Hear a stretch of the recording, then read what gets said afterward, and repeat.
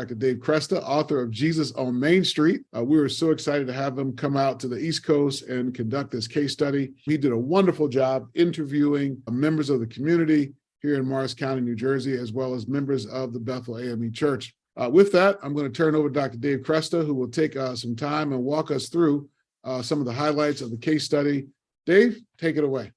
Okay, thank you, Sydney. I encourage you all to get a copy of the full case study, which goes into a lot more detail, as you can see outlined here. I conclude the case study with 15 different lessons learned. So let me just go through these. Spend time listening, lamenting, and connecting the past to the present.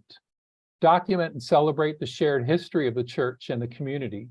Develop the church as a community institution. Bring as much integration as possible to the work of the church and the work of the community by incorporating missional theological thinking into the teaching, preaching, and discipleship. In other words, define the church's mission and success in terms of the community's mission and success. And here, I'm sure many of you are thinking of Jeremiah 29:7.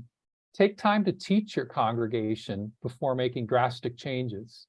Leadership must be prepared to counter membership culture and hold the congregation accountable to the mission in the community in which God has placed them. There's a time for teaching, nurturing, and prodding, as well as a time for decision-making. Listen to the larger community for hopes and dreams, hidden needs, untapped assets. Research your community to find the obvious as well as the hidden pockets of poverty and brokenness. Draw attention to the true state of the community and provide ways for the community to work together through collective action. This creates bridges as well as bonds to tie the community together. Don't be content with limiting ministry to what your church can do directly. Build faith, intellectual, social, and human capital both inside and outside of your church. Spend considerable time developing relationships. Build bridges within the community, not just between your church and the community. Equip and encourage others in this work as well. Don't ask people to support an organization. Focus on developing support for a cause that has demonstrable human and community impact. Create a low barrier environment in which volunteers love to serve. So you can translate a caring, family-like ethos from your church into your community work. Emphasize relationships rather than transactions.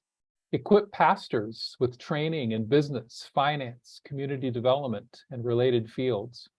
Carefully consider perhaps a new role of a community pastor and how it can bring focus to community outcomes rather than more traditional church metrics. Look for integration between the spiritual nurturing inside the church with spiritual nurturing outside of the church. Second to the last, plan for the community and the church without you. Nurture new leaders. And finally, continue to look for barriers to community flourishing. Be willing to reinvent yourself and the organizations in which you serve.